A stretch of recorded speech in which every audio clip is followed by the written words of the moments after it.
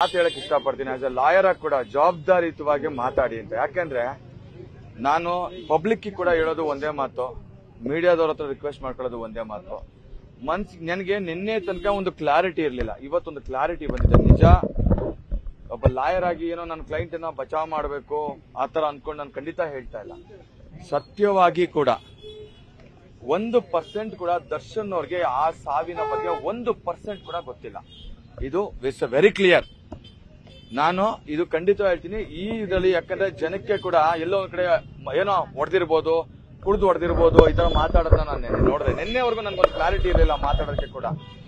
ಖಂಡಿತವಾಗಿಯೂ ಯಾರೋ ಮಾಡಿದ್ದನ್ನ, ಯಾರೋ ಆಗಿರ್ತಕ್ಕಂಥದ್ದನ್ನ ದರ್ಶನ್ ಅವರು ಈ ಸ್ಥಿತಿಗೆ ಬಂದು ನಿಂತಿರೋದು. ಆಮೇಲೆ ಏನಾಗುತ್ತೆ, ಕೆಲವೊಂದು ಸರ್ಕಮ್ಸ್ಟೆನ್ಸ್, ಈಗ ನಾನು ಇಲ್ಲಿ ಬಂದು ಹೋಗಿದ್ದೀನಿ ಅಂದ ಮಾತ್ರಕ್ಕೆ ನಾನು ಸಮ್ಟೈಮ್ಸ್ ನಾನು ಏನೋ ಮಾಡಿರ್ಬೋದು ಅನ್ನೋ ಒಂದು ಆ ರೀತಿ ಒಂದು ಸಸ್ಪಿಷಿಯಸ್ ಅಲ್ಲಿ ಆಗಿರ್ತಕ್ಕಂಥದ್ದು. ಬಟ್ ಖಂಡಿತವಾಗಿಯೂ ಅವನನ್ನ ಸಾಯಿಸುವಂತ ಮಟ್ಟಕ್ಕೆ ದರ್ಶನ್ ಹೋಗಿಲ್ಲ. ಆಮೇಲೆ ಅದು ಅವ್ರಿಗೆ ಗೊತ್ತಾಗಿರೋದೆ ಮೀಡಿಯಾಗಳಲ್ಲಿ, ಪೊಲೀಸ್ನವರು ಬಂದ ಮೇಲೆ.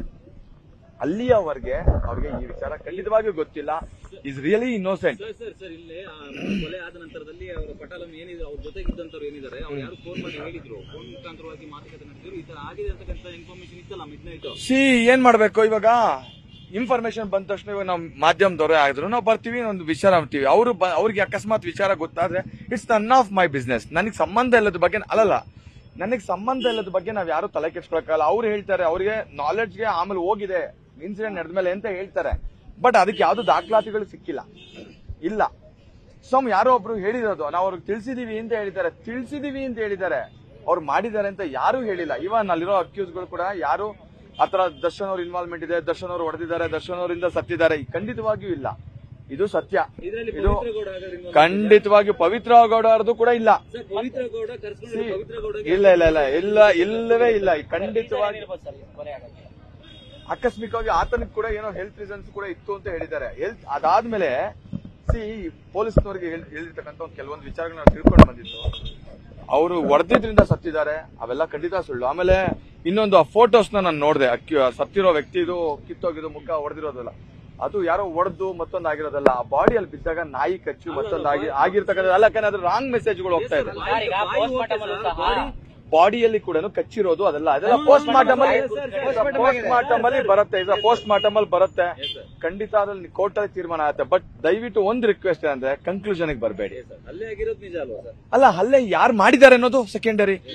ಅಲ್ಲಿ ಯಾರೋ ಬೇರೆ ಅವ್ರು ಅಥವಾ ಕುಡ್ದು ಮಾಡಿರ್ಬೋದು, ಇನ್ನೇನೋ ಮಾಡಿರ್ಬೋದು, ಅವ್ನಿಗೇನೋ ಬೇರೆ ಹ್ಯಾಬಿಟ್ ಆಗಿರ್ಬೋದು. ಖಂಡಿತವಾಗಿಯೂ ಒಪ್ಕೊಂಡಿಲ್ಲ. ಖಂಡಿತವಾಗಿಯೂ ದರ್ಶನ್ ಅವರು ಒಪ್ಕೊಂಡಿಲ್ಲ, ಅಥವಾ ಪವಿತ್ರ ಗೌಡ ಅವರು ಒಪ್ಕೊಂಡಿಲ್ಲ. ಅದ್ರಲ್ಲಿ ಎಷ್ಟೋ ಜನಕ್ಕೆ ಇನ್ಸಿಡೆಂಟ್ ಬಗ್ಗೆ ನಾಲೆಡ್ಜ್ ಇಲ್ಲ, ಇವನ್ ದರ್ಶನ್ ಅವ್ರಿಗೆ ನಾಲೆಡ್ಜ್ ಇಲ್ಲ. ಸೊ ಹಾಗಾಗಿ ಇಟ್ಸ್ ವೆರಿ ಕ್ಲಿಯರ್. ಅಲ್ಲ ನೆಕ್ಸ್ಟ್ ಇವಾಗ ಏನೋ ಅಷ್ಟೇ 6 ದಿವಸ ಕಸ್ಟಡಿ ತಗೊಂಡಿದ್ದಾರೆ. 6 ದಿವಸದಲ್ಲಿ ಅವ್ರು ಯಾವತ್ತು ಕೋರ್ಟಿಗೆ ಪ್ರೊಡ್ಯೂಸ್ ಮಾಡ್ತಾರೋ let them produce before the court first. ಅದಾದ್ಮೇಲೆ ಲೀಗಲ್ ಆಕ್ಷನ್ಸ್ ಏನ್ ತಗೊಳ್ಬೇಕೋ ತಗೊಳ್ತೀವಿ. ಬಟ್ ಒಂದಂದ್ರೂ ಕೊನೆ ಮಾತು ಒಂದು ಹೇಳಿ ಹೋಗ್ತೀನಿ, ನಿಜವಾಗ್ಲೂ ಇದು ನೋವಿಂದ ಹೇಳೋದು, ಇನ್ನೋಸೆಂಟ್ಸ್ ಗಳಿಗೆ ಯಾವತ್ತೂ ಕೂಡ ತೊಂದರೆ ಆಗಬಹುದು. ಈ ಹೆಸರು ಮಾಡಿದ ನಿನ್ನೆ ತನಕ ನಮ್ಗೆ ಇಷ್ಟು ಕಾನ್ಫಿಡೆಂಟ್ ಆಗಿ ಏನ್ ಹೇಳ್ಬೇಕು ಅನ್ನೋದು ನಮ್ಗೊಂದು ಕ್ಲಾರಿಟಿ ಇರಲಿಲ್ಲ. ಬಟ್ ಇವತ್ತು ಹೇಳ್ತಾ ಇದೀನಿ, ಈಸ್ ಖಂಡಿತ ಇನ್ನೋಸೆಂಟ್. ಅವ್ರಿಗೆ ಈ ರೀತಿ ಆಗಿರೋದು ನಿಜವಾಗ್ಲೂ ಖಂಡನೀಯ, ಮಾಡಬಾರ್ದಾಗಿತ್ತು.